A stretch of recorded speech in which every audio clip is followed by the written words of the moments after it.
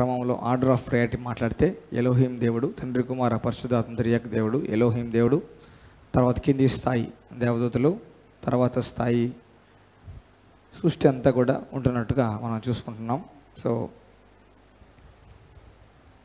లూసిఫర్కి మనసులో దేవుడిలాగా అయిపోతాం, దేవుడితో పాటు నేను కూడా కూర్చొని దేవుడితో పాటు నేను కూడా ఆరాధన అంగీకరిస్తే, నన్ను కూడా ఎవరైనా ఆరాధిస్తే బాగుండు అని మనసులో అంటిల్ ఇనిక్విటీ పాపం ఆయన మనసులో కలిగిన దినం దేవుడు కోపంతో సాతాన్ని పరలోకం నుండి పడద్రోసి వేసేను.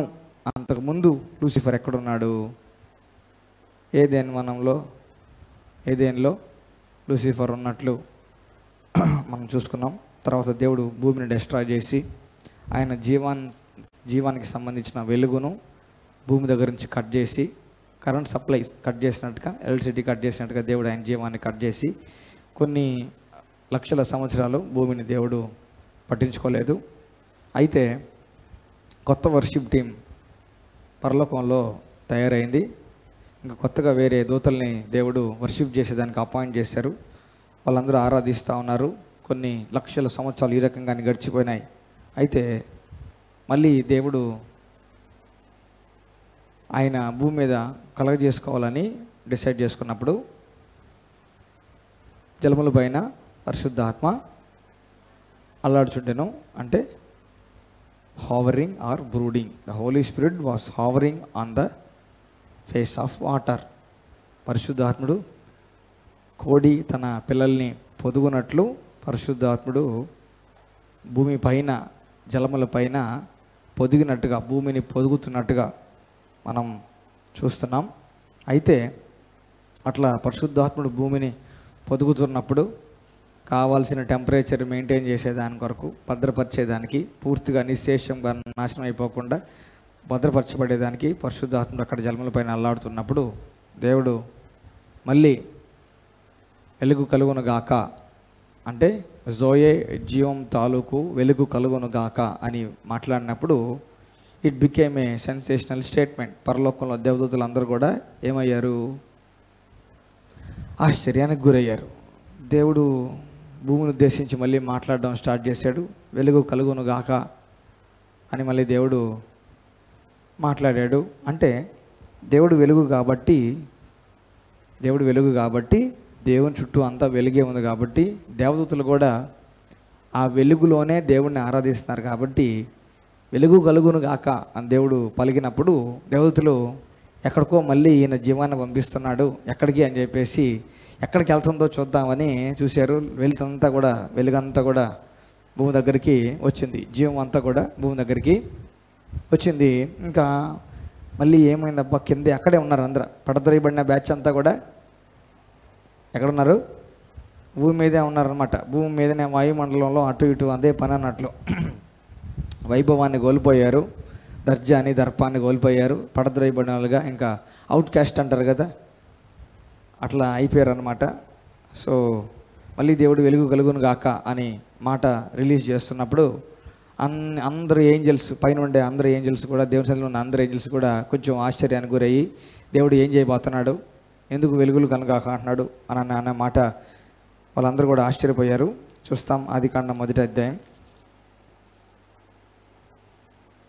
5వ వచనం. దేవుడు వెలుగునకు పగలనియు చీకటికి రాత్రి అనియు పేరు పెట్టెను.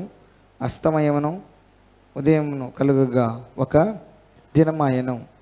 సో డేస్ కౌంటింగ్ అనేది స్టార్ట్ అయింది. డే 1 అన్నాడు అనమాట. ఎవరన్నారు డే 1 అని? దేవుడే అన్నాడు డే 1 అని. వెలుగు మంచిదైనట్టు దేవుడు చూచెను. దేవుడు వెలుగును చీకటిని వేరుపరచెను. దేవుడు వెలుగు నాకు పగలనియు చీకటికి రాత్రి అని పేరు పెట్టెను. అస్తమయమును ఉదయమును కలుగగా ఒక దినము ఆయను. ఏం జరుగుతుందబ్బా, మళ్ళీ ఎందుకు దేవుడు ఏం చేయబోతున్నాడు? చాలా గ్యాప్ వచ్చింది. ఎంత గ్యాప్ వచ్చింది? ఇప్పుడు నాకు సంబంధించిన ఒక స్థలం ఒక 10 ఎకరాలు అనుకోండి. నాకు సంబంధించిన ఒక స్థలం 10 ఎకరాలు. నేను మనసు కష్టం వేసి బాధేసి దాన్ని విడిచిపెట్టేశాను. ఒక సంవత్సరం అయింది, 2 సంవత్సరాలు అయింది, 3 సంవత్సరాలు అయింది, 10 సంవత్సరాలు అయింది, 15 సంవత్సరాలు అయింది, నేను దాన్ని పట్టించుకోలేదు. సడన్గా నేను మళ్ళీ బయలుదేరుతున్నాను. నేను అన్నీ బాటిల్లో వాటర్ పెట్టుకుంటున్నాను, మళ్ళీ కొడవలి అట్లాంటివన్నీ రెడీ చేసుకుంటున్నాను అనమాట. ఇంట్లో వాళ్ళు అడుగుతారనమాట, ఏంది పరిస్థితి ఏందనంటే దాని దాకా వెళ్ళేసి వస్తాను అని అనుకోండి. ఏందబ్బా సడన్గా ఏమైంది ఎందుకు ఏంది అని క్వశ్చన్స్ అన్నీ వస్తాయి. ఇట్లనే క్వశ్చన్స్ అన్నీ దేవతలకు వచ్చాయి. అయితే దేవుడు వెలుగు చేస్తున్నాడు, వెలుగు ఆశ్చర్యం గురించి అనమాట. తర్వాత మళ్ళీ ఆయన క్రమం చూస్తే దేవుడు మళ్ళీ ఇంకోటి కలుగును గాక అన్నాడు, అది కలిగింది. ఇంకోటి కలుగును గాక అన్నాడు, అది కలిగింది. మళ్ళీ అన్నీ చేశాడు అన్నమాట. చేస్తుంటే ఏదో చేయబోతున్నాడు, దేని కొరకు భూమిని రెడీ చేస్తున్నాడు అనేది బాగా అర్థమైంది. బాగా పాత పడిపోయిన సొంత ప్రాపర్టీ ఇల్లు ఉందనుకోండి, దాన్ని మళ్ళీ వెళ్ళి దానికి మళ్ళీ మొత్తం శుభ్రం చేయడం, బూజు అంతా తీసేయడం, దానికి రంగులు వేయించడం, మొత్తం అంతా ప్లంబింగ్ వర్క్ అంతా చేయించడం, టైల్స్ వేయించడం, వుడ్ వర్క్ చేయించడం, ఇవన్నీ చేస్తూ ఉంటే ఏంది పరిస్థితి ఏంది అని అంటే, అయితే దాంట్లో వెళ్ళి కాపురం అన్నా చేయాలి, లేకపోతే రెంట్ కన్నా వేయాలి, ఏదో జరగాలి, అవునా, లీజ్ కన్నా వేయాలి, ఏదో చేయాలి మొత్తానికి. ఇట్లనే దేవుడు భూమి గురించి అది కలుగును కాక అంటున్నాడు. మరి ఇంతకుముందు ఉండింది అట్లానే, చెట్లు ఉన్నాయి, ఆకాశ పక్షులు ఉన్నాయి, అవన్నీ ఉన్నాయి. మళ్ళీ దేవుడు కలుగును కాక అంటున్నాడు. అయితే మనం గుర్తుపెట్టుకోవాలి, మిగతా అన్నీ కొత్తగా దేవుడు క్రియేట్ చేశాడు, కానీ చెట్లను మాత్రం భూమిని నువ్వు మొలిపించి అన్నాడు. భూమిలో విత్తనాలు ఉండిపోయాయి, పాత విత్తనాలు అన్నీ కూడా ఉండిపోయాయి. మళ్ళీ కొన్ని విత్తనాలు అట్లే ఉండిపోతాయి, ఏం జీవం లేకపోతే అట్లనే డెవలప్మెంట్ స్టేజ్ అంటారు, అట్లనే ఉండిపోతాయి అనమాట. ఒక్కసారి మళ్ళీ జీవం అనేది తగిలితే మళ్ళీ జీవం పుంజుకుంటాయి, మళ్ళీ చెట్లు వస్తాయన్నమాట. అట్లనే భూమిని విత్తనాలు ఇచ్చే చెట్లని, ఫలవృక్షాలని ఇచ్చే చెట్లని మొలిపించు అన్నాడు. మొలిపించేసింది, కొత్తగా తయారు చేసి నాటలేదు, చెట్లని మొలిపించు అన్నాడు, మొలిపించింది భూమి. సో ఇవన్నీ చేసిన తర్వాతకి ఇవన్నీ కూడా డే బై డే 1 ఈరోజు ఏం చేస్తాడు దేవుడు అంటే, మనకి డైలీ వారి మ్యాచ్లు చూసినట్టుగా డైలీ వారి ప్రోగ్రాంలు దేవతలు చూస్తూ ఉన్నారు. డే 1 వెలుగు అన్నాడు, ఇంకా చీకటి సపరేట్ చేశాడు. డే 1 అయిపోయింది అన్నాడు, ఇంకా ఇంకోటి చేశాడు, 2వ దినం ఆయన అన్నాడు. ఇట్లా ఒక్కొక్క రోజు ఒక్కొక్క ఆశ్చర్యం ఎంత జరుగుతూ ఉంది. ఇవన్నీ ఎవరు చూస్తున్నారు? దేవతలు చూస్తున్నారు. డే 1 ఏందబ్బా, 2వ రోజు ఈరోజు ఏం చేస్తాడు, మళ్ళీ ఈరోజు ఏం చేస్తారు, 3వ రోజు, మళ్ళీ 4వ రోజు ఈరోజు ఏం చేస్తారు, మళ్ళీ 5 రోజులు ఏం చేస్తారు. ఇట్లా అందరూ డిస్కషన్ జరుగుతూ ఉంది. పరలోకంలో వర్షిప్ టీం మధ్య జరుగుతుంది, మిగతా పనులు అన్నీ చేసే వాళ్ళ మధ్య జరుగుతుంది. ఇదే డిస్కషన్, హాట్ టాపిక్ ఇదే పరలోకం అంతా కూడా. అయితే 6వ రోజు దేవుడు ఈ డైలాగ్ వేశాడనమాట. 6th వచ్చేసరికి ఈరోజు ఏం చేస్తాడా అని ఎదురు చూస్తున్నప్పుడు దేవుడు ఈ మాట అన్నాడు.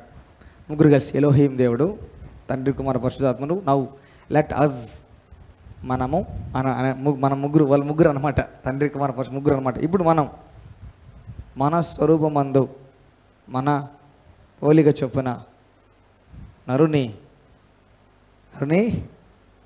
కలుగజేసుకుందాము అనే స్టేట్మెంట్కి ఫ్యూజులన్నీ ఎగిరిపోయినాయి. ఎవరికి? ఇప్పుడు దేవదూతలకు ఎవరు స్వరూపంలో ఉన్నారు? దేవదూతలు యూనిక్ ఫామ్. దేవుడు ఎగ్జాక్ట్గా ఎట్లుంటాడో అట్లా అవి కూడా చేయబడలే. అర్థమైందా? ఎగ్జాక్ట్గా దేవుడు ఎట్లుంటాడో అట్లా దేవదూతలు ఉండవు అనమాట. వేరే రకమైన ఫామ్ ఉంటుంది. రెక్కలు దేవుడికి ఉంటాయా? రెక్కలు దేవుడికి ఉండవు. సో అవి వేరే రూపం, దేవుడు వేరే రూపం అనమాట. ఇప్పుడు ఈ ముగ్గురు త్రియేక దేవుడు కలిసి ఎలోహిం దేవుడు, now let us make man in our own image and likeness అనేతలకే ఎక్కడ అంత ఉక్కిరి అయిపోయింది, మొత్తం షాక్ అయిపోయారు. దేవతలందరూ కూడా విపరీతమైన షాక్కి గురయ్యారు. అదొందా, ఇదే రూపం ఇదే పోలిక, ఇదే రూపం ఇదే పోలిక, ఇదే రూపం ఇదే పోలికతో మళ్ళీ ఇంకొకరా, ఇంకా అందరూ ఆశ్చర్యం పోయారంటూ. అర్థమైందా? అందరూ ఏం చేయాలంటే అట్లాంటి ఇన్సిడెంట్ విచిత్రమైన సంగతులు ఏమి జరుగుతాయి, అందరూ కూడా తొంగి చూడాలని ఆశపడతారు. చూడాలి ఎట్లా కూడా చూడాలని చెప్పేసి అందరూ అలర్ట్గా చూద్దామని చూస్తారన్నమాట. అయితే దేవుడు ఈ మాటకి షాక్ అయిపోయారు. అంటే దేవుడు లాగే same as it is ditto ఉండే ఇంకొకరిని దేవుడు తయారు చేయబోతున్నాడు అనే టాక్ మొత్తం కోట్ల దేవతలకి స్ప్రెడ్ అయిపోయింది. ఇంకా చూద్దాం ఏం చేస్తాడు, ఎట్లా చేస్తాడు అని చెప్పి ఆశ్చర్యపోయారు. బాగా దేవతలందరూ కూడా షాక్కి గురయ్యారు, ఆశ్చర్యపోయారు. అంటే కన్ఫ్యూజ్డ్, మిక్స్డ్ ఫీలింగ్ అంటారు కదా, సంతోషం, అసలు యాంగ్జైటీ, సంతోషం. అరే ఏదో జరుగుతుంది, దేవుడు క్రియేటర్ కదా, సృష్టికర్త కదా, ఏం చేసినా కూడా సూపరే. బాగా గుర్తుపెట్టుకోండి, వీళ్ళు రోజువారీ దేవుడు మంచితనాన్ని, రోజువారీ దేవుడు గొప్పతనాన్ని, రోజువారీ దేవుడి కొత్తతనాన్ని చూసే వాళ్ళల్లో దేవదూతలు ఉన్నారు. అయితే డైలీ ప్రోగ్రామ్, కొత్త కొత్త ప్రోగ్రాంలు చేస్తున్నాడు. 1 2 3 4 5 6th డేకి వచ్చేసరికి ఇది ఇంకా అన్ని ఆయన చేసిన అన్ని కార్యాల్లోకి ఇది హైలైట్ అనమాట. ఏది? ఆయన పోలికలో మిఖాయేలు విన్నావా? గాబ్రియల్ చెప్పడం అనమాట. మిఖాయేలు విన్నావా? సేమ్ యాజ్ ఇట్ ఈజ్ అంట, ఇంకొకరిని దింపుతున్నాడు దేవుడు అంటే అందరూ యాంగ్జైటీ వచ్చేసింది. మిఖాయేలు కాస్త వాళ్ళు విన్నారా మీరు? సేమ్ అంట, ఇట్లనే జరగబోతుంది అని డిస్కషన్ అంతా హాట్ టాపిక్ అయిపోయింది, జరుగుతూ ఉందన్నమాట. అయితే దేవుడు మనిషిని కలగజేసిన తర్వాత ఇప్పుడు చూడండి, ఎగ్జాక్ట్గా చూస్తే ఏ రకంగా ఉన్నారు? మనిషిని దేవుడు చేసుకున్నాడు, నరుని కలగజేసాడు. ఎట్లా కలిగినాడు? దేవుడిలాగే ఉన్నాడు. దేవుడిలాగే ఉన్నారు. హావభావాలు ఎట్టున్నాయి? దేవుడిలాగే ఉన్నాయి. పోలిక ఎట్లుంది? Colour xerox. ఏ జిరాక్స్? బ్లాక్ అండ్ వైట్గా కలర్ జిరాక్స్ చేశాడు అనమాట దేవుడు. సేమ్ కలర్ చూస్తే దేవుడిలాగే ఉన్నాడు చూసేదానికి. ప్రవర్తన ఎట్లదంటే అమ్మ చూసుకున్నాం, స్వరూపం అందు పొలుగు చెప్పిన అంటే, స్వరూపం అంటే ఆకారం, పోలిక అంటే ఏ రకంగా నడవటం, మ్యానరిజమ్స్ అన్నమాట.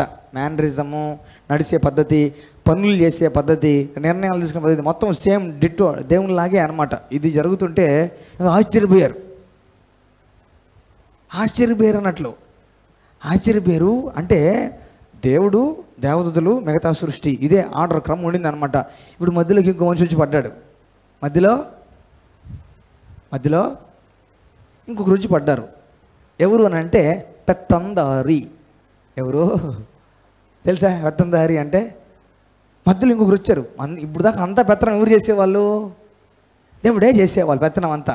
దేవుడి కింద ఆయన పెత్తనం చేస్తే ఆయన చెప్పే పని అంతా కూడా చేసేది దేవదూతలు అనమాట. ఇప్పుడు మధ్యలోకి ఇంకో మనిషి వచ్చాడు. వీళ్ళకి అర్థం కాల, మేము దేవుడి తర్వాత మేము, మా తర్వాత మనిషా, లేకపోతే దేవుడి తర్వాత మనిషి, మనిషి తర్వాత మనం అర్థం కాల. అయితే దూరం చూసి ఎట్లున్నారు? దేవుడిలాగే ఉన్నారు. అవునా? దేవుడిలాగే ఉన్నారనమాట. ఇంకేం చేయాలి? దేవదూతలు ఏం చేయాలి? మా తర్వాతే నువ్వు అనాలా? సేమ్ ఆయనలాగే ఉండి ఆయనలాగా ఉంటారు కాబట్టి ఆయనకి ఇచ్చిన గౌరవం ఇవ్వాలా? ఏం చేయాలి?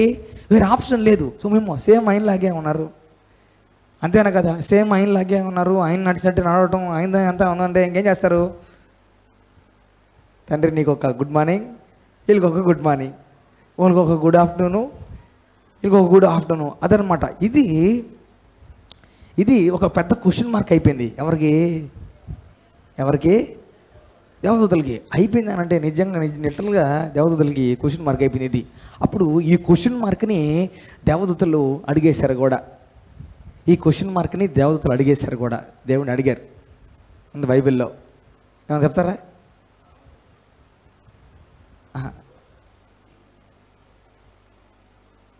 ఎక్కడ? మీరేది అన్నారు? హెబ్రీకి వెళ్ళిపోయారా? హెబ్రీలో ఉంది. హెబ్రీ కంటే కొత్త నిబంధనలో పౌలు గారు హెబ్రీ రాస్తూ మాట్లాడతారు. అంతా ఏంజల్స్ గురించి నీట్గా ఎక్స్ప్లెయిన్ చేస్తా చెప్తారనమాట. అయితే విచిత్రం ఏంటంటే, మనం కీర్తనలకి బాగా నార్మల్ పాట అన్నట్లుగా చూడకూడదు. అర్థమైందా? దావీదు దేవుని హృదయానుసారి ఎట్టగా అయిపోయాడంటే, కంటిన్యూస్గా ప్రాణం, ఆత్మ, దేహాలు దావీదు దేవుడి మీదే లీనం పెట్టాడు.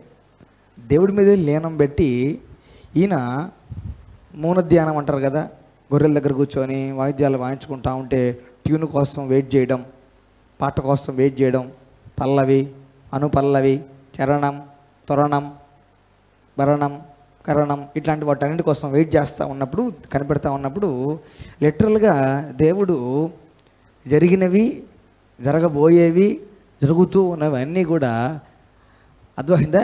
డివైన్ అటరెన్స్ అంటారు అనమాట. దైవిక పరమైన ఉచ్చారణ రూపకంగా పాట కోసం నేను ఎదురు చూస్తూ ఉంటే దేవుడు లిరిక్లు ఇచ్చేసేవాడు అనమాట. ఈ లిరిక్లు ఇచ్చేస్తే అది అర్థమవుతుందో అర్థం కాల పాటలు పాడేస్తాడు.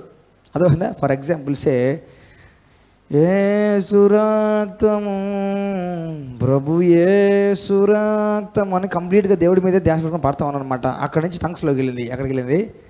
అక్కడి నుంచి అన్ని భాషలోకి వెళ్ళింది. అన్ని భాషలోకి వెళ్ళి దేవుడి మీద అనమాట. ఈ అన్ని భాషలోకి వెళ్ళిన తర్వాతకి నీకు రేసు రక్తం కానీ ఇంకో టాపిక్ వెళ్ళింది. అది ఏందో కూడా నీకు తెలియదు, కానీ నువ్వు నాలుగు ఆడిస్తా ఉన్నావు, పాడుతా ఉన్నావు, చేస్తా ఉన్నావు, పాడుతా ఉన్నావు, చేస్తావు అనమాట. సేమ్ ప్రోగ్రామ్ దావీదు గారికి జరిగింది. సేమ్ ప్రోగ్రామ్ దావీదు గారికి జరిగింది. దావీదు గారు చూస్తే 22వ కీర్తన అంతా కూడా యేసు ప్రభు సిలువ మీద మాట్లాడే కీర్తన. 22వ కీర్తన అంతా లిటరల్గా చూస్తే ఇవన్నీ యేసు ప్రభు సిలువుకు సరిపోతాయే అని అర్థం వస్తుంది. 88 కూడా అంతే. 88 కూడా అంతే. కుక్కలు చేరుకున్నాయా నా చుట్టూ, నా బట్టలు చింపుతున్నారు.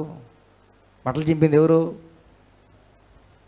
సైనికులు. యేసు ప్రభు బట్టలు చింపి చీట్లు వేస్తారు బట్టల కోసం. నా బట్టలు చింపి నా బట్టల కోసం చీట్లు వేస్తున్నారు. కుక్కలు నా చుట్టూ చేరుకో ఉన్నాయి. అర్థమవుతుందా? పరిశుద్ధుని కులి పట్టనీయవు. అర్థమవుతుందా? ఇవన్నీ బాగా చూస్తే ఎవరు సరిపోతాయి అంటే యేసు ప్రభు సరిపోతాయి. ఆయన యేసు ప్రభు పుట్టకముందే కొన్ని వందల సంవత్సరాల క్రితం ఈయన పాట రాశాడు. నీకు తెలుసా? నీకు తెలీదు. ఎరుగకనే కొందరు అనే పదాలు చూసి బైబిల్లో అవన్నట్లు. అర్థమైందా? దేవుడు ఎవరైతే ఆయనకు బాగా అందుబాటులోకి వచ్చేస్తారో వాళ్ళకి ఆయన సంగతులన్నీ దేవుడు వాళ్ళకి అర్థమవుతున్నా అర్థం కాకపోయినా బయలుపరిచేస్తాడు. అర్థమవుతున్నా అర్థం కాకపోయినా, కొన్ని అర్థం అవ్వచ్చు, కొన్ని అర్థం కాకపోవచ్చు, కానీ కంప్లీట్గా దేవునికి మనం ఇదేంది మన పరిధిలో కానిది, నా క్యాలిబర్గా కానిది, నాకు అర్థం కానంతా కూడా నా జీవితంలో జరుగుతుంది, నాకు ఇదేదో ఏం పట్టిది వస్తుంది అనే డౌట్లోకి మనం వెళ్ళకూడదు. హల్లెలూయా, హల్లెలూయా, హల్లెలూయా. అయితే దావీదు గారు చూడండి 8వ కీర్తన. 8వ కీర్తన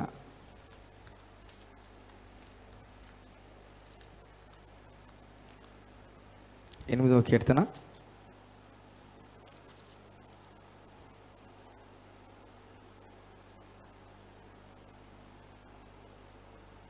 3వ వచనం నుంచి నేను చదువుతాను, జాగ్రత్తగా గమనించండి.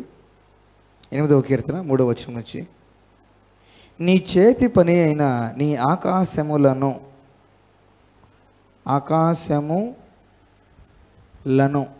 బహువచనం నీవు కలగజేసిన చంద్ర నక్షత్రములను నేను చూడగా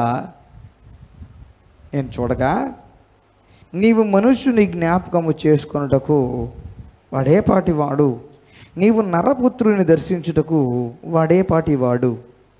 దేవుని కంటే వానిని కొంచెము తక్కువ పనిగా చేసి ఉన్నావు. దేవుని కంటే వాడిని కొంచెం తక్కువ వానిగా చేసి ఉన్నావు.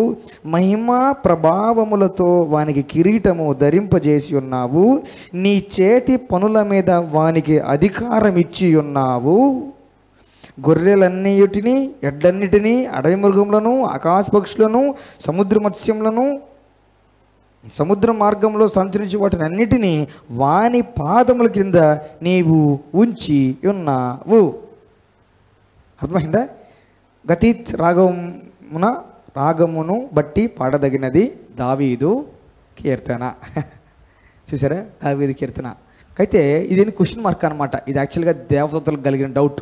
దేవదూతలకు వచ్చిన ప్రశ్న ఉండబట్టలేక దేవదూతలు పాటలు పాడుతూ దేవుణ్ణి ఆరాధిస్తూ పాటల్లో మనుష్యులను జ్ఞాపకము చేసుకుంటా కానీ అనేసారు దేవుడితోటి.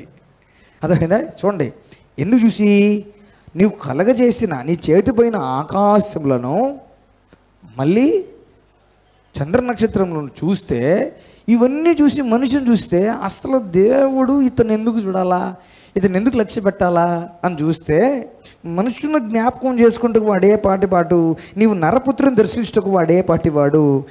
అయితే ఎందుకు రవ్వా, అయినా అసలు అంత విషయం లేదే, అయినా కానీ చూడు దేవుని కంటే వానిని కొంచెము తక్కువ వానిగా చేసి ఉన్నావు. హల్లెలూయా.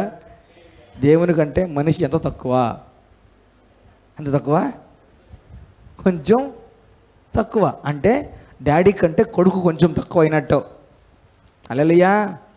డాడీ కంటే కొడుకు కొంచెం తక్కువ అయినట్టు దేవుని కంటే మనిషి కొంచెం తక్కువ చేస్తున్నావు అయ్యా నువ్వు అంటే దేవతలకు అర్థమైపోయింది అనమాట. దేవతలకి అంటే మాకు దేవునికి మధ్యలో ఇంకొక పోస్ట్ ఉంది, ఆ సంగతి కూడా తెలియదు దేవదూతలకి. మధ్యలో ఇంకో పోస్ట్ ఉంది, ఆ పోస్టులోకి ఇంకొకరు వస్తారు, ఇంకో గుజ్జి ఖాళీగా ఉందని తెలియదు దేవదూతలకి అనమాట.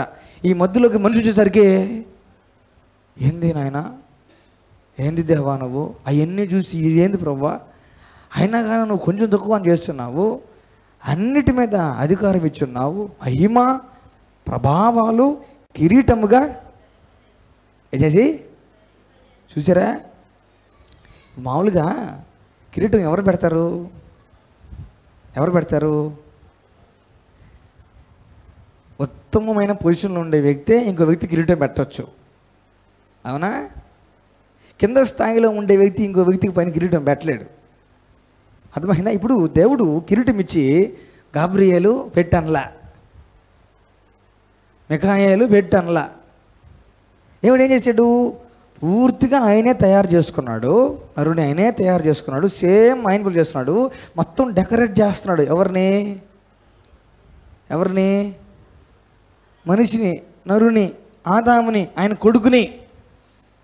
దేవుడే కిరీటం తీసుకొని వెళ్ళి ఆయన తల మీద కిరీటం అనేది, కిరీటాలు ఎవరికి పెడతారు? కిరీటాలు ఎవరికి పెడతారు? కిరీటాలు ఎవరు కలిగి ఉంటారు? ఎవరు కలిగి ఉంటారు? రాజులు, అధికారం చేసేవాళ్ళు.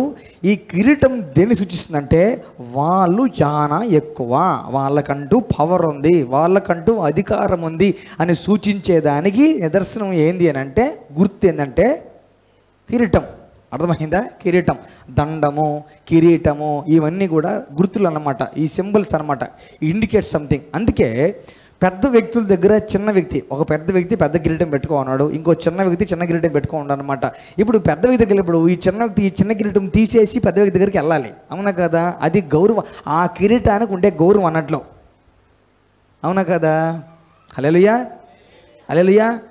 అందుకే రాజ్యంలో ఎంతమంది కిరీటాలు ఉన్నా, ఎన్ని కిరీటాలు ఉన్నా, రాజు కిరీటమే పెద్దగా ఉంటుంది, పెద్దగా ఉంటుంది, స్పెషల్గా ఉంటుంది అనమాట. అది గ్రేట్గా ఉంటుంది అనమాట. దానికి రత్నాలు, దానికి అన్నీ తేడా వేరేగా ఉంటాయి. అందుకే ఆ కిరీటం కుండే ఒక రత్నం కోసమే ఇప్పటికీ చాలామంది కదా కిరీటం కుండే రత్నం చూడండి, కిరీటం. ఇప్పుడు దేవుడు ఏం చేశాడంట? మహిమ ప్రభావాల్ని కిరీటంగా ధరింపు చేశాడంట దేవుడు. అయినా నీ చేతి పని మీద పూర్తి అధికారం ఇచ్చేసావు. ఆకాశ పక్షులు, మృగాలు, జంతువులు, అవి ఇవి అన్నిటిని సముద్రం కింద పాకే అన్నిటిని మీద వాని పాదముల కింద ఎడది ఉన్నాడా? హల్లెలూయా. ఇది ఎప్పుడు జరిగింది? ఇది ఎప్పుడు జరిగింది? స్టార్టింగ్ దేవుడు ఆయన స్వరూపంలో ఆయన పోలిక చొప్పున దేవుడు ఏమిచ్చాడు? దేవుని చేతి పనులన్నిటి మీద అధికారం ఎవరికి ఇచ్చాడు? నరునికి ఇచ్చాడు. హల్లెలూయా. అయితే ఇప్పుడు హెబ్రీయులకు వెళ్తాం. హెబ్రీయులకు రాసిన పత్రిక 2వ అధ్యాయం. హెబ్రీయులకు రాసిన పత్రిక 2వ అధ్యాయం. హెబ్రీయులకు రాసిన పత్రిక 2వ అధ్యాయం.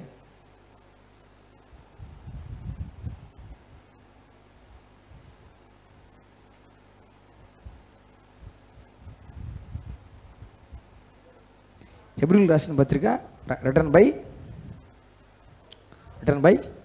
వీళ్ళు ఖచ్చితంగా చెప్పేసరే, డౌట్లు ఏమి లేవా?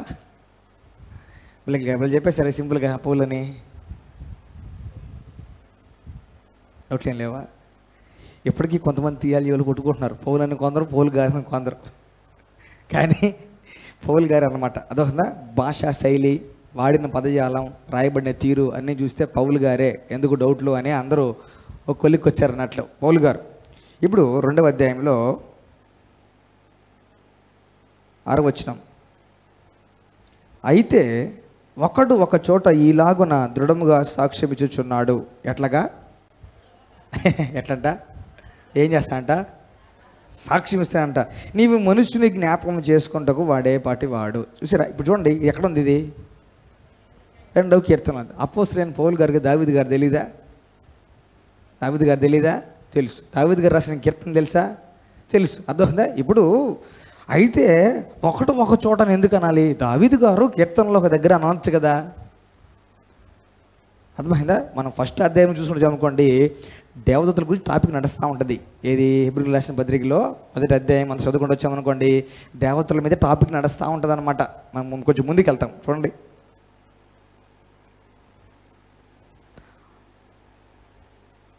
హెబ్రీయులకు రాసిన పత్రిక 1వ అధ్యాయం 5వ వచనం. నుంచి ఏలయనగా నీవు నా కుమారుడవు, నేడు నిన్ను కని ఉన్నాను అనియు, ఇదియుగాక నేను ఆయనకు తండ్రిని అయ్యిందును, ఆయన నా కుమారుడు అయ్యిందును అనియు ఆ దూతలతో ఎవరితోనైనా ఎప్పుడైనాను. ఇది ఎక్కడ కనిపిస్తుంది? ఇది నెంబర్ 2, రెండో కీర్తన. అవునా కదా? ఏమని? నువ్వు నా కుమారుడవు, నేను నిన్ను కని ఉన్నాను. ఇది రెండో కీర్తన. ఈ రెండో కీర్తన ఎవరు మళ్ళీ? అదే ఇక్కడ చూడండి, ఆయన పేరే మెన్షన్ చేయట్లా. ఆయన పేరే మెన్షన్ చూడండి. అనియు ఆ దూతలతో ఎవరితోనైనాను ఎప్పుడైనాను చెప్పానా? ఏ దూతలతోటి? దేవునికి సంబంధించిన దూతలతోటి. మరియు ఆయన భూలోకమునకు ఆది సంభూతిని మరలా రప్పించినప్పుడు,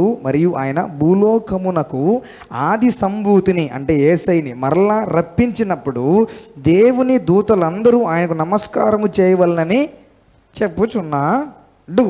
తన దూతలను వాయువులుగాను తన సేవకులను అగ్నిజ్వాలలుగాను చేసుకొనువాడు అని తన దూతలను గూర్చి చెప్పుచున్నాడు. కానీ తన కుమారుని గూర్చి అయితే, దేవా నీ సింహాసనము నిరంతరం నిల్చును, నీ రాజదండము న్యాయార్థమైనది. నీవు నీతిని ప్రేమించి దుర్నీతిని ద్వేషించితివి, అందుచేత దేవుడు నీ తోడి వారి కంటే నేను హెచ్చించినట్లుగా ఆనంద తైలముతో అభిషేకించను. ఎవరి గురించి? యేసయ్య గురించి. ఎవరి గురించి? యేసయ్యని గురించి. మరియు ప్రభువా నీవు ఆది యందు భూమికి పునాది వేసితివి, ఆకాశము కూడా నీ చేతి పనియే, అవి నశించును కానీ నీవు నిలిచియుందువు. అవన్నీ వస్త్రం వలె పాతిగిల్ను, ఉత్తరీయముల వలె వాటిని మడిచివేతువు. అవి వస్త్రము వలె మార్చబడును కానీ నీవు ఏకరీతిగానే ఉన్నావు, నీ సంవత్సరములు తరగవు అని చెప్పుచున్నాడు. అయితే నేను నీ శత్రువు నీ పాదములకు పాదపీఠముగా చేయు వరకు నా కుడి పార్శ్వమున కూర్చుండుము అని దూతలతో ఎవరిని గూర్చి అని ఎప్పుడైనా చెప్పలేదు. వీరందరూ ఎవరు? వీరందరూ దేవదూతలు. ఎవరో? దేవదూతలు. రక్షణ అను స్వాస్థ్యము పొందబోవు వారికి. అంటే ఎవరికి? అంటే అబ్బా, ఎవరందరూ?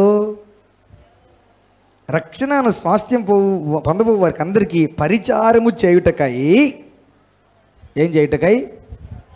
పరిచారము చేయుటకై పంపబడిన సేవకులైన ఆత్మలు కారా. హల్లెలూయా. ఏం చేసేదానికి? పరిచారం చేసేదానికి ఏం చేయబడ్డారు? పంపబడ్డారు. ఎవరు వీరు? దేవదూతలు. హల్లెలూయా.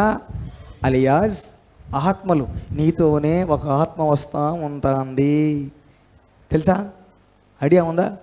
నీతోనే ఒక దేవదూత పక్కనే ఉన్నాడు.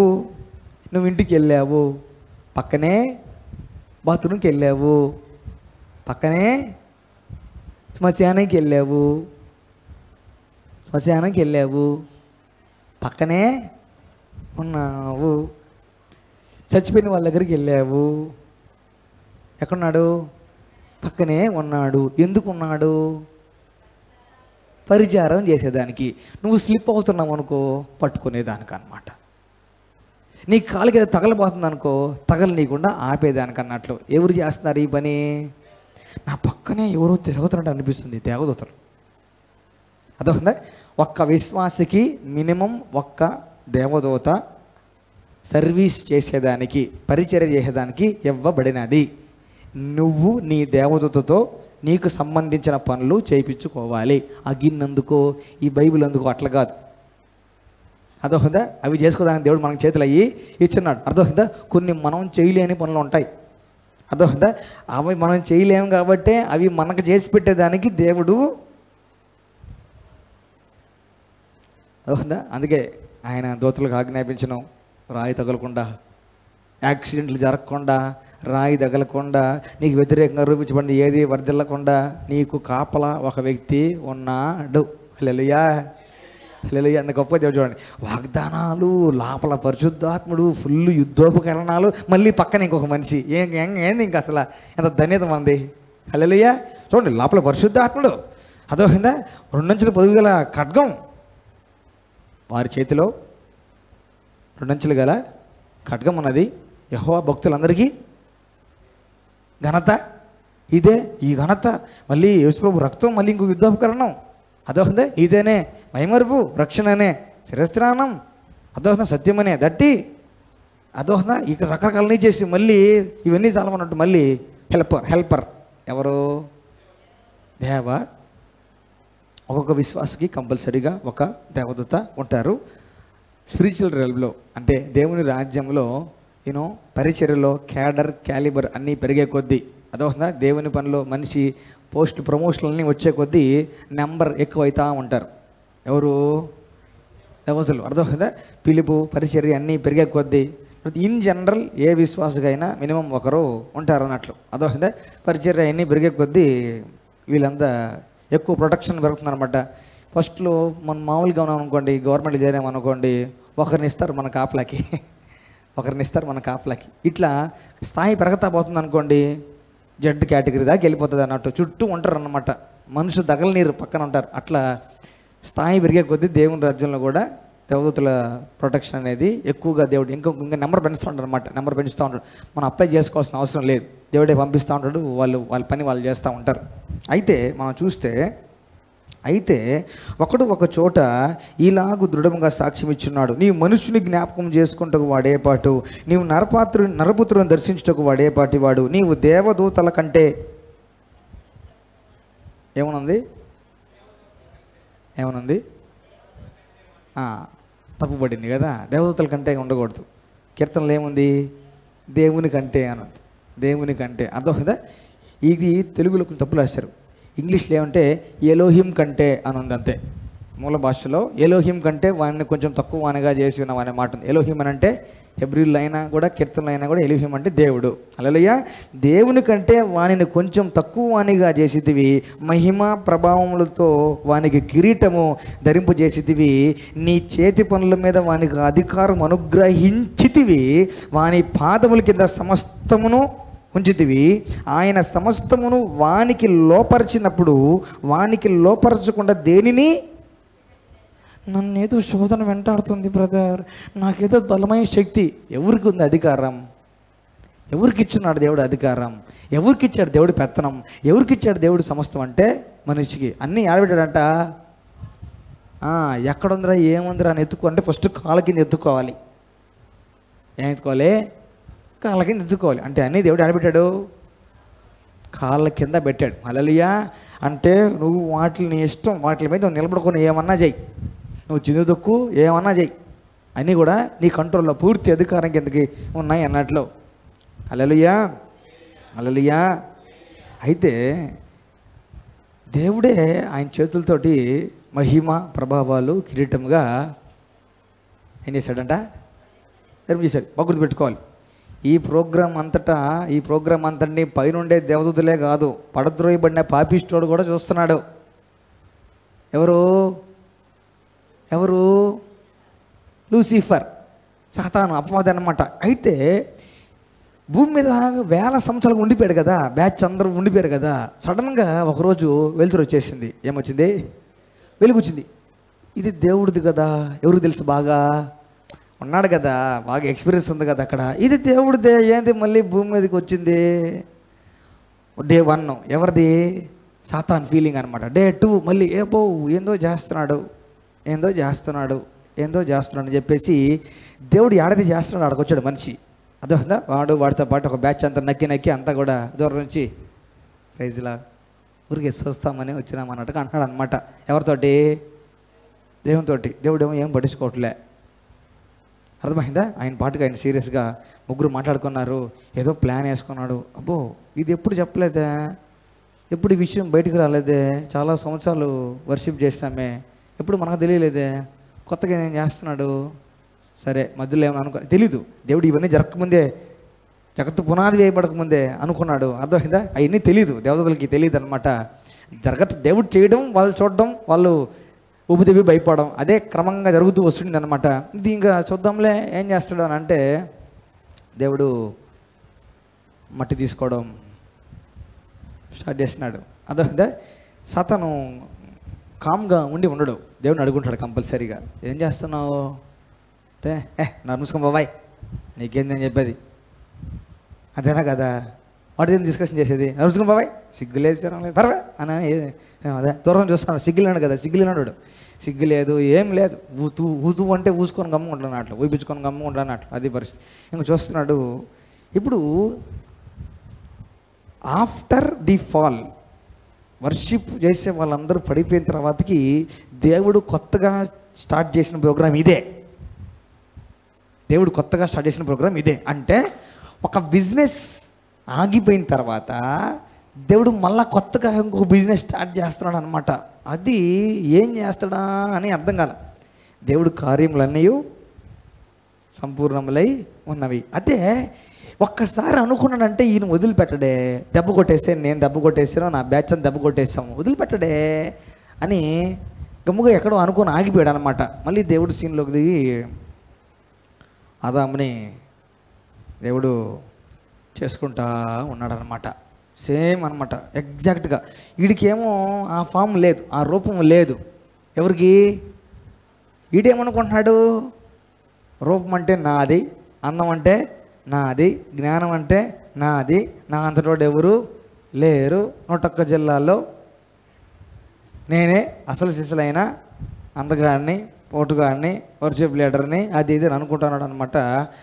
అయితే దేవుడు మొత్తం మట్టి తీసుకొని కంప్లీట్ చేస్తున్నాడు, తయారు చేస్తున్నాడు. చేస్తే కొద్దీ చూస్తే సేమ్ ఆయనలాగే వస్తుంది బొమ్మ. అంటే ప్రింటర్లో నుంచి వస్తుంది ఫోటో, బయటికి చూస్తూ ఉన్నాడు, కిర్రం అని తిరుగుతుంది. ప్రింటర్ తిరుగుతుందన్నమాట. చూస్తే మొత్తం కలర్ జిరాక్స్ వస్తుంది. ఎవరిది? సేమ్ దేవుడు కలర్ జిరాక్స్ వస్తుంది. ఎగ్జాక్ట్గా దేవుడిలాగా చేసుకున్నాడు. ఏంది? ఎగ్జాక్ట్గా దేవుడిలాగే చేసుకున్నాడు. ఏంది? అక్కడే ఆడో కొంచెం కుళ్ళు అనేది స్టార్ట్ అయింది అనమాట. ఎవరికి?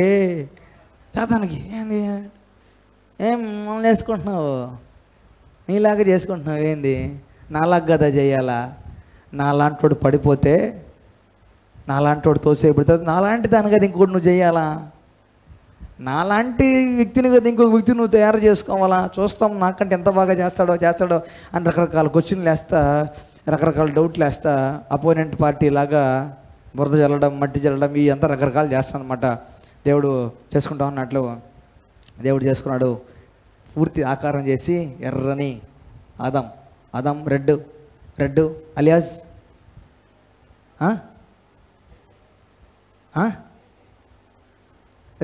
వరే ఆదాం అంటే ఎర్రమట్టి ఈజ్ ఈక్వల్ టు రక్తం. మనం టాపిక్లోంచి అక్కడికి వెళ్ళా, మనం టాపిక్లోనే ఉన్నాం. అర్థమైందా? రెడ్ బ్లడ్ మనం చూసుకున్నాం కదా, సేమ్ కలర్ అన్నట్లు. అయితే దేవుడు మొత్తం ఆదాం అనే నిలబెట్టి మొత్తం జుట్టు ఎర్ర జుట్టు, మంచి కట్అవుట్ అనమాట. ఎగ్జాక్ట్ దేవుడు అనమాట. వీడికి మండిపోయింది. ఎవరికి? కడుపులో మండిపోయింది. నేనే అందగాడిని, నేనే అది, నేను ఇదే, నేను అది అనుకున్నాను అనమాట. ఎగ్జాక్ట్ కొన్నాడు. చూస్తే దూరం నుంచి చూసామనుకో తేడా గుర్తుపట్టలేమన్నమాట. ఆయన అనుకో ఈయనకి సలాం కొట్టేస్తాం, అది పరిస్థితి. దూరం నుంచి చూస్తే ఒకటే లాగుంటాడు. ఆయన అనుకో ఈయనకి సలాం కొట్టేస్తాం, ఆయన అనుకోని ఈయన భయపడాలా, ఆయన అనుకుని ఈయన వస్తాడు, దూరం పోవాలి, ఇవన్నీ అన్నమాట. ఎగ్జాక్ట్గా చేసేసాడు అన్నట్లు. ఎగ్జాక్ట్గా చేసేసి అంటే టక్మని ఆదాము అయిన తర్వాత దేవుడు ఏం చేశాడు? మహిమ ప్రభావాలు కిరీటముగా ధరింప. ఆ కిరీటం లూసిఫర్కు ఉందా? లేదు. అభిషేకించాడు అంతే. అదే అభిషేకించబడిన కేరుబు అంతే. అవునా? రత్నాలు అన్నీ ఉన్నాయి, కానీ మహిమ ప్రభావాలు కిరీటంగా లేవు. ఇంకొక మాట చెప్పాలంటే దేవుడి తర్వాత ఇంకెవరు కిరీటాలు లేవు, దేవతలకు ఎవరు కిరీటాలు లేవు. అదొకదే ఇతనికి కిరీటం వచ్చిందనమాట. అంటే అందరికి అర్థమైపోయింది, అంటే ఆయన తర్వాత వీళ్ళే, ఆయన తర్వాత ఇతనే. ఆయన సీన్లో లేకపోతే నిర్ణయాలు తీసుకోవాలన్నప్పుడు ఈయన్నే అడిగి తీసుకోవాలి. ఆయన లేనప్పుడు సంతకం ఈయన పెడితే సరిపోతుంది. ఇవన్నీ దేవదూతలకి క్లియర్ కట్గా చెప్పకనే దేవుడు అర్థమైపోయింది. ఇంకా అర్థమైపోయింది. అంటే ఆయన బాగా దగ్గరకు ఉండేవాళ్ళు కదా, ఆయన హృదయం అర్థం చేసుకుంటారు కదా. అదే అన్న అంటే ఈయన అబ్బా ఎంత గ్రేట్, ఎంత సూపర్ అయ్యా నువ్వు అని చెప్పేసి. అంటే ఎప్పటి నుంచో దీర్ఘకాలికంగా ఇంట్లో నౌకరు అనుకోండి, పెద్ద పాలేరు అనుకోండి, ఎప్పటి నుంచో దీర్ఘకాలికంగా ఇంట్లో ఉన్నారనుకోండి. ఇప్పుడు ఈ పెద్ద ఆయనకి ఒక కొడుకు పుట్టాడు అనుకోండి, ఎట్లా చేస్తారంటే పెత్తనం చేయరు ఆ కొడుకు మీద.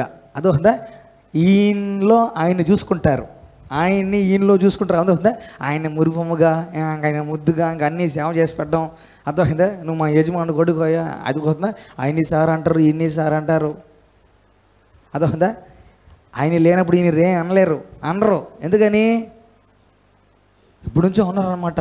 అబ్బా మా సార్కి పుట్టారు అని చెప్పేసి అదే ఉంటుంది, ఆ ఫీలింగ్ ఉంటుంది అనమాట. ఈ పనికి మనోడికి తప్పిస్తే ఎవరికి ఇప్పుడు ఈయన చేసుకుంటే ఏంది పోగ, ఇప్పుడు ఏం చేస్తే ఏందంట ఇప్పుడు అంటున్నాడు అనమాట. ఎవరు సార్ ఇప్పుడు ఈయన చేస్తే ఏందంట,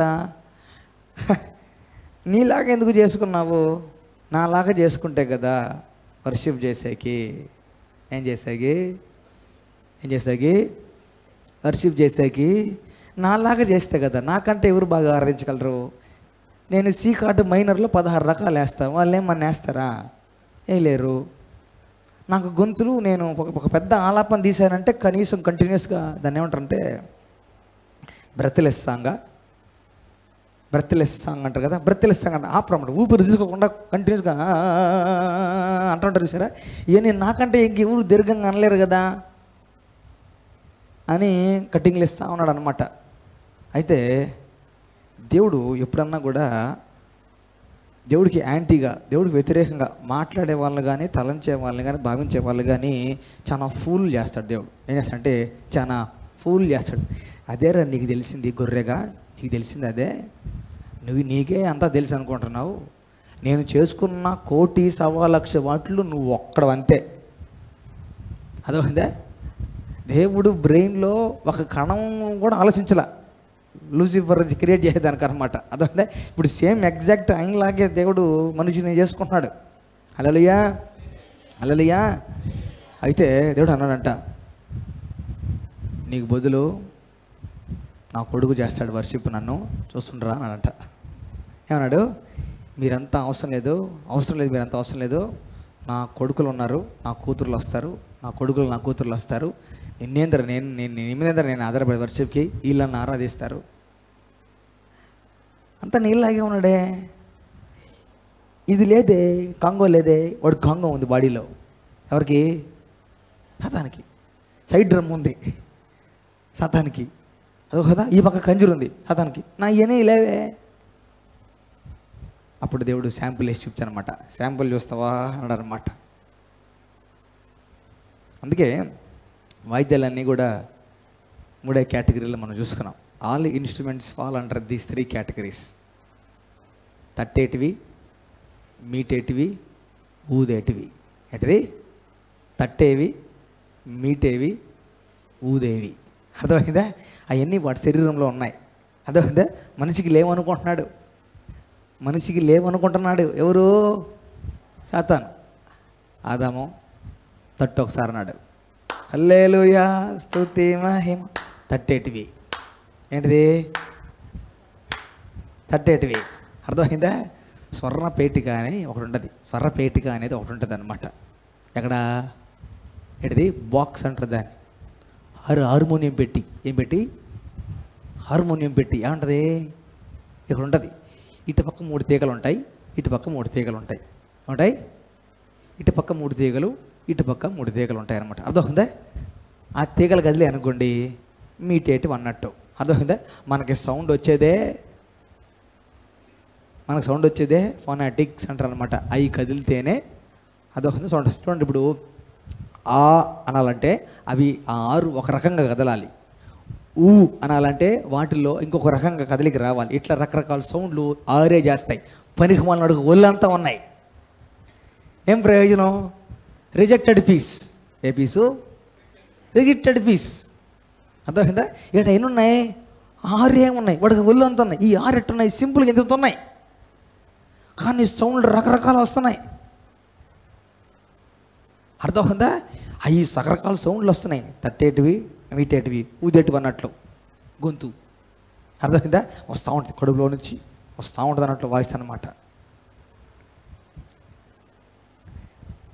అపవాదికి ప్రత్యామ్నాయంగా ఆరాధించేదానికి దేవుడు ఎవరిని చేసుకున్నా అంటే మనిషిని చేసుకుని. నువ్వేంద్రా నన్ను ఆరాధించేది, సచ్చినోడా నువ్వేంద్రా నాకు చేసేది, నా కొడుకులు కూతురులు వస్తారు వాళ్ళు చేస్తారు. హల్లెలూయా. అదే జరగబోతుంది. వాడు పాతాళంలో పడవేయబడి ఉండగా పరలోకంలో అందరూ దేవదూతలే కాదు, దేవదూతలు కూడా దేవుని కుమారులు కుమార్తెల పిల్లలు అందరూ కూడా ఆరాధిస్తూ ఉంటే సిగ్గుతో తలెత్తుకోలేక మళ్ళా మాడుతూ ఉంటాడు. ఎవరో సాతాను. హల్లెలూయా. అందుకే సర్వజనులారా అందుకే అనేది ఒక్కొక్కసారి చప్పట్లు కొడుతుంటే దేవుని సన్నిధిలో వాడికి ఒక్కొక్కసారి చెప్పుతో కొడుతున్నట్టు. ఎవరిని? సాతాన్ని. ఒక్కొక్కసారి చప్పట్లు కొడుతుంటే వాడి చెంప మీద చెప్పు తీసుకొని కొట్టినట్టు, లిటరల్గా అంతే అర్థం. అందుకే సాతాను చప్పట్లు కొట్టనీడు, పాడనీడు, సంతోషంగా ఉండనీడు, సౌండ్ రానివ్వడు అనమాట. నేనే జేట్లో నువ్వేంద్ర చేసేది అని చాలామందిని అనిచేయాలని చూస్తాను అనమాట. కానీ 43వ అధ్యాయంలో యెషయా రాయబడినట్లు ఆయన స్తోత్రాన్ని ప్రచురం చేసేదానికి దేవుడు మనల్ని సృష్టించాడు. హల్లెలూయా. ఆయన స్తోత్రంను ప్రచురం చేసేదానికి సృజింపబడిన వారము. సిగ్గుపరిచాడు సాతాన్ని దేవుడు, అవమానపరిచాడు దేవుడు సాతాన్ని మనిషిని క్రియేట్ చేయడం ద్వారా. హల్లెలూయా. సిగ్గు పోయింది అన్నట్లు, పరువు పోయింది అన్నట్లు, పొర కోనికేసుక కత్తెరమే పొత్తిరే అన్నట్లుగా తిట్టాడు. ఎవరిని? సాతాన్ని. అదోనా మొహం చిన్నబడి సిగ్గు వచ్చింది సాతానికి అన్నట్లు. అందుకే మనిషి అంటే సాతానికి ఇష్టమే లేదంతే. సాతాను పడద్రోయబడిన తర్వాతకి దేవుడు ఇష్టంగా ఆయన పొలుకులోనే చేసుకుంది ఎవరిదంటే మనిషిని. కాబట్టి ఆయన తర్వాత ఇంకా పూర్తి పెత్తనం మనిషిదే. కాబట్టి సాతానికి మనిషి అంటే గిట్టదు. అర్థమైందా? మనిషి అంటే గిట్టదు. సాతాను గిట్టదు. మనిషి అంటే సాధారణ గిట్టదు అంతే. అందుకే మనుషుల్లోకి దూరి మనిషి అనే పోస్ట్ని ఆస్వాదించాలనుకుంటాడు. ఎవరు? సాతాను. అందుకు దెయ్యాలు దూరాలని ట్రై చేసేది మనుషుల్లోకి అనమాట. బికాస్ మనుషుల్ని దేవుడు ఆయన ఓన్గా చేసుకున్నాడు. హల్లెలూయా. ఎగ్జాక్ట్గా ఆయన పోలికలో ఆయన స్వరూపంలో ఉంటారు మనుషులు. హల్లెలూయా. అయితే ఇక్కడ మనం గమనించాల్సింది, దేవుడు చేసుకోవడం కాకుండా వీడి నెత్తి మీద ఏం లేదు బొడిగుండు. ఎవరిది? సాతాను. మనిషి నెత్తి మీద ఏం పెట్టాడు దేవుడు? ఏం పెట్టాడు? ఒళ్ళంతా రత్నాలు పనికి మనడు, అయినా కానీ గ్లో లేదు, అయినా కానీ గ్లో అనేది లేదు. అర్థమైందా? ఇక్కడ తల మీద ఒకటి ఉంది అంతే. అదేంటంట? మహిమ ప్రభావములతో కిరీటము ధరింప చేసి ఉన్నాడు. ఇక్కడ ఒక చిన్న సాక్ష్యం చెప్తాను. పరిచర్యకి అంతా రాకముందు ప్రారంభ దినాల్లో దేవుని దగ్గర సిద్ధపడుతూ ఉన్నప్పుడు రోజులో ఎక్కువసేపు అన్ని భాషల్లో ప్రార్థన చేస్తూనే ఉండేది. అయితే కొన్ని పదాలు రిపీటెడ్గా వస్తున్నటివి, కొన్ని పదాలు శబ్దం అని చెప్పచ్చు, ఇవి రిపీటెడ్గా వస్తున్నమాట. కొన్ని రాసి పెట్టుకునేవాడిని, అర్థాలు ఏమన్నా దొరుకుతాయేమో అనే భావంతో రాసి పెట్టుకొని వెతికేవాడిని. ఇంటర్నెట్లో ఆన్లైన్లో ఒక రకంగా సెర్చ్ చేసేవాడిని. కొన్ని పదాలకి అర్థాలు దొరికినాయి, కొన్ని పదాలు అర్థాలు దొరకల. అయితే దేవుని బాగా బట్టి ఒక పదం రిపీటెడ్గా ఆడుతూ ఉండేది. కెథేర్. చెప్తాం ఒకసారి. కెథేర్ కెథేర్ కెథేర్ కెథేర్ కెథేర్ కెథేర్ అని కొన్ని రోజులు పొగులు రాత్రి అన్ని భాషలు ఆరాధించి ఆ మైండ్లోంచి బయటకు వచ్చి వాక్యంలోకి వెళ్తే అన్ని భాషలు ఆడిస్తూ వాక్యం చదువుతున్నా, అన్ని భాషలు చేస్తా ప్రార్థన చేసుకున్నా కూడా కెథేర్ కెథేర్ కెథేర్ కెథేర్ కెథేర్ ఒకటే రిపీట్ అయ్యేది. ఏందబ్బా ఈ కెథేర్ అని చెప్పి ట్రై చేస్తే ఎదిగితే కెథేర్ అనే పదానికి అర్థమైంది తెలుసా? ప్రైమల్ గ్లోరీ, ఆది యందు ఉండిన మహిమ. కెథేర్ అంటే అర్థమవుతుందా? కింద దానికి ఎక్స్ప్రెషన్ ఏమో తెలుసా? ఆదాము తల మీద ఉండినది అని ఉంది. అదే ఆదాము తల మీద ఉండినది అని ఉంది. ఏంది? కెథేర్, ఆది యందుండిన మహిమ. అది దేవుడు ఆదాము నెత్తి మీద కిరీటంగా పెట్టాడంట. దేన్ని? కింద ఇంకా ఎక్స్ప్లెనేషన్ ఉంటే అక్కడ చదివితే ఏమో తెలుసా? ఆ కెథేర్ మహిమ కిరీటం తల మీద పెట్టబడిన దాన్ని బట్టి, ఎక్కడ పెట్టబడిన దాన్ని బట్టి? తల మీద పెట్టబడిన దాన్ని బట్టి తల నుంచి దాని ప్రభావం, తల నుంచి పెట్టబడిన దాన్ని బట్టి తల నుంచి మొత్తం బాడీ అంతా కూడా ఈ కిరీటం పెడితే దానికి ఉండే మహిమ మొత్తం తల నుంచి అరికాల వరకు ఆదాముని కవర్ చేసేటిదంట. ఏం చేసేటిది? వెయిల్. ఐడియా ఉందా? వెయిల్ అర్థమైందా? ముందుకి ఉంటుంది, వెనక్కి ఉంటుంది అన్నమాట. అది ఎక్కడ పెడతారు? ఒళ్ళంతా చుట్టరు, తలకే పెడతారు. అది మొత్తం బాడీని కవర్ చేస్తుంది. మనకి పెళ్లి కూతుర్లకి ముందు వరకు కొంచెం వరకు పెడతారు, వెనకాల ఫుల్గా ఎంత పొడుగుంటే అంత పొడుగు వదిలేస్తారు. అట్లా ఆదాముకి దేవుడు మహిమని కిరీటంగా పెడితే అది ఇక్కడి నుంచి మొత్తం ఆ వెయిల్ అన్నమాట, మొత్తం పైనుంచి కింద దాకా ఉండేది అనమాట. అంటే ఆదాముని దేవుడు మహిమతో కప్పాడు. ఆదాముకి దేవుడు కట్టుబట్టగా ఇచ్చినది ఏమిటి అని అంటే మహిమ. హల్లెలూయా. కిరీటం పెట్టినట్టు దేవుడు. ఆ కిరీటం రేస్, ఆ కిరీటం పవర్, ఆ కిరీటం ఉండే మహిమ. మహిమ అంటే మేఘం అనుకోండి, మొత్తం ఆయన చుట్టూ ఉండేది అనమాట. ఆయన నడిచిపోతుంటే ఎట్లా ఉండేది? ఆయన బట్టలు కదా కదులుతున్నట్టు. ఇప్పుడు యేసుప్రభుకి నిలువు అంగీలు అంటాం కదా, ఈ నిలువు అంగీ కదా కదిలినట్టు ఆదాము మరి అటు ఇటు తిరుగుతుంటే మహిమ నిలువు అంగీ కదిలినట్టు కదిలేదంట. ఏదే మహిమ ఫుల్లు ఆయన శరీరం అంతా ఒక పెద్ద నిలువుట అంగి గౌను ఉన్నట్లుగా మొత్తం. అందుకే చూడండి, ప్రధాన యాజకుడు అహరోన్ గారికి సింగిల్ పీస్లో చేయబడాల ఏది? అంగి. అవునా? కట్టింగ్లు ఉండొచ్చా? ప్యాచ్లు ఉండొచ్చా? పై నుంచి కింద వరకు సింగిల్ పీస్, అంతేనా కదా? సింగిల్ పీస్ ఎక్కడి నుంచి ఇక్కడి వరకు కంటిన్యూస్గా గ్లోరీతో కప్పబడ్డాడు. ఎవరు? ఆదాం. హల్లెలూయా. కెతేర్ ప్రైమల్ గ్లోరీ తోటి ఆదాము కప్పబడ్డాడు. బట్టలు ఉన్నాయా లేవా? మహిమ అనే బట్టను దేవుడు కప్పాడు. హల్లెలూయా. ఎవరిలాగున్నాడు? సేము. ఎట్లుంది నడక? ఎట్లుంది? హావభావాలు ఎట్లున్నాయి? ఇప్పుడు చూడండి, ఇది అస్సలకి సాతానికి మింగుడే బళ్ళ. ఇంతకుముందు ఈడుండిన ఏదేన్లోకి తీసుకొచ్చి ఈయన్ని పెట్టాడు. ఇంతకుముందు ఎవరున్నారు ఏదేన్లో? లూసిఫర్ ఉన్నాడు. అది దాన్ని మొత్తం సర్వనాశం. మళ్ళీ ఏదేన్ని కొత్తగా తయారు చేయించి దానికి నదులు, దాంట్లో రకరకాలు, అది అబ్బో భయంకరమైన వనం. అది చాలా బ్యూటిఫుల్గా ఉంది. ఇంతకుముందు వాడుండిన దగ్గరికి వదిలిపెట్టాడు. ఆదాముని తీసుకొచ్చి నిలబెట్టి ఆదాముని ఎత్తినేమో కిరీటం పెట్టి మహిమ చెమ్ముతున్నాడు. ఆదాం మహిమ చెమ్ముతున్నాడు అనమాట. ఎగ్జాక్ట్ దేవుని మహిమతో భూమి మీద నడుస్తున్నాడు. ఎవరు? కడుపు మండిపోయింది. ఎవరికే? సాతాను కడుపు మండి. ఇంతకుముందు ఎవరున్నారు అక్కడ? సాతానాడు. ఇప్పుడు ఆదాము రాజు నడిచినట్టు నడుస్తున్నాడు. దేవుని చేతి పనులన్నిటి మీద అధికారంగా వెళ్ళి ఒక పక్షిని రమ్మంటే రావాలా, పొమ్మంటే పావాలా, ఇంకో జంతువు రమ్మంటే రావాలా, పొమ్మంటే పావాలా. కొన్ని వచ్చి అట్లా కాలితే నిలబడుకుంటాయి. ఎవరి దగ్గర? ఆదాము దగ్గర. ఈ ఎన్ని ఒళ్ళు మండిపోయింది. ఎవరికే? సాతానికి. దేవుడిలాగే ఉన్నాడు. దేవుని మహిమ ప్రభావాలు కిరీటంగా ధరించి ఉన్నాడు. రైట్ రాయలకి బతుకుతున్నాడు. వచ్చి ఏం అబద్ధం చెప్పాడు తెలుసా? దేవుడిలాగా అవుతావు అన్నాడు. ఎవరిలాగా ఉన్నాడు? ముసలవ్వలాగే ఏమైనా ఉన్నాడా? ఎవరిలాగా ఉన్నాడు? అప్పటికే ఎవరిలాగా ఉన్నాడు? దేవుడిలాగే ఉన్నాడు. దేవుడి నెత్తి మీద కిరీటం ఉంది, ఈ నెత్తి మీద కిరీటం ఉంది. ఎగ్జాక్ట్ దేవుడు ఉన్నట్టే ఉన్నాడు. అవునా కదా? మోసపు మాట చూడండి. ఆల్రెడీ దేవుడిలాగా ఉండే వ్యక్తి దగ్గరకు వచ్చి నువ్వు దేవుడిలాగా అవుతావు అని అబద్ధం చెప్తున్నాడు అనమాట. అబద్ధికుడు తట్టుకోలేక ఓర్చుకోలేక ఆల్రెడీ దేవుని స్వరూపులు ఉన్నాడని తెలుసు. అందుకే పూర్తి అధికారం చేతి పనులన్నిటి మీద పూర్తి అధికారం ఆదాముకి దేవుడు ఇచ్చేశాడు అనేది తెలుసు పూర్తిగా. ఎవరికి? సాతానికి. ఆదాం చేతిలో నుంచి ఆ అధికారాన్ని, పెత్తనాన్ని లాక్కునేదానికి వేసిన ప్లాన్ అన్నట్లది. అందుకే యేసుప్రభుతో అన్నాడు, భూమి మీద సర్వాధికారం నాకు ఎవరిచ్చారు?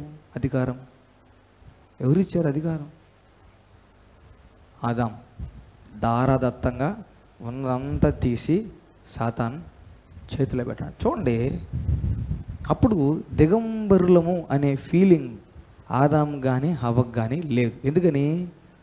మహిమతో కప్పబడి ఉన్నాడు. మహిమ ఈజ్ ఈక్వల్ టు దేవుని సన్నిధి. హల్లెలూయా. సిగ్గు అనేది ఆదాముకి అవ్వకి లేదు. అయితే పండు తినిన వెంటనే ఏమైంది? కళ్ళు మూసుకుని పోయినాయి. భౌతికమైన శరీరానికి ఉండే కళ్ళు తెరవబడ్డాయి. శరీరానికి ఉండే కళ్ళు తెరవబడితే ఓకే, అసలు ఆత్మీయ నేత్రాలు మూయబడ్డాయి. ఎందుకని? తింటే చచ్చిపోతాం అన్నాడు కాబట్టి. తింటే చచ్చిపోతాం అన్నాడు కాబట్టి తిన్నవాడు చచ్చిపోయాడంటే ఆత్మీయ నేత్రాలు మూసుకోపోయినాయి. బాహ్య నేత్రాలు ఇంకా సీన్లు డిఫాల్ట్ అంటారు కదా, ఈ ఇంజిన్ ఆగిపోతే ఇంకో ఇంజిన్ ఆన్ అవ్వాలన్నట్లు లోపల ఆత్మ చచ్చిపోయింది. దాన్ని బట్టి ఇమ్మీడియట్గా ఫిజికల్ ఐస్ ఓపెన్ అయ్యి చూస్తే ఏం బట్టలు కనిపించలా.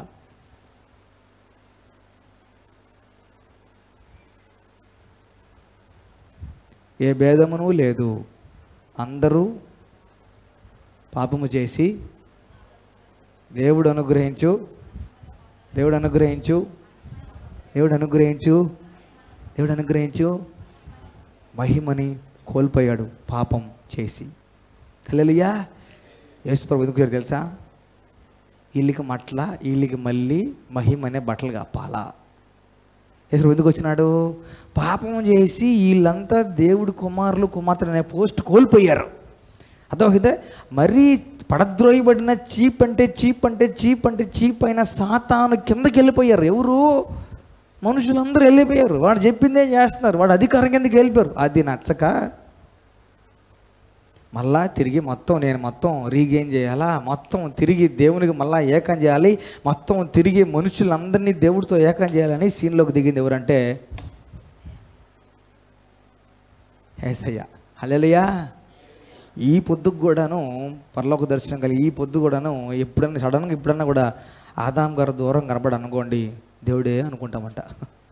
ఆదాం గారు దూరం కొంచెం కనపడితే కొంత పరలోక దర్శనం కలితే ఎక్కడ ఉంటా అంట, తండ్రి ఉన్నట్టున్నాడే అన్నాడంట ఆయన. తండ్రి కాదు, ఆదాము సేమ్ ఆయనలాగే ఉంటాడు అన్నాడంట. హల్లెలూయా. ఆదాం ఎర్రగా ఉంటాడు, యేసయ్య తెల్లగా ఉంటాడు, అంతే తేడా. ఆదాం ఎర్రగా ఉంటాడు, యేసయ్య. హల్లెలూయా. చూడండి, ఆదాము రూపంలో యేసు ప్రభు దిగి రాలా. యేసయ్య రూపం ఆదాముకు వచ్చింది. మట్టి ఎర్రది కాబట్టి ఎర్ర రంగు వచ్చింది. హల్లెలూయా. హల్లెలూయా. ఆయన ఫోటోనే ఆదాము అన్నమాట. అందుకే యేసు ప్రభు కూడా ఎగ్జాక్ట్ అట్లనే ఉంటాడు. ఆయన పోలికనే ఆదామని చేసుకున్నాడు కాబట్టి. హల్లెలూయా. దూరం చూస్తే ఇద్దరు ఒకేలా కనిపిస్తారంట. ఈయన రెడ్, ఆయన వైట్. హల్లెలూయా. లెమ్ము తేజరిల్లెము, లెమ్ము తేజరిల్లెము. తర్వాత ఎలా చెప్తారా? యెహోవా మహిమ నీ మీద. హల్లెలూయా. ఎందుకు ఉదయిస్తుంది? శిలువ కార్యం యేసయ్య చేసి రక్తం గార్చాడు కాబట్టి మనిషి కోల్పోయిన మహిమని తిరిగి నెత్తి మీదకి దేవుడు అందరికీ తీసుకొని రావాలని ఫిక్స్ అయిపోయాడు కాబట్టి. ఇప్పుడు మన నెత్తి మీద హల్లెలూయా నీకు కనబడుతున్నా కనబడకపోయినా నీ మీద కెతేరంటే నాకు తెలియదు, ఆదాము ఒక కిరీటం అని మనకు తెలియదు. అర్థమవుతుందా?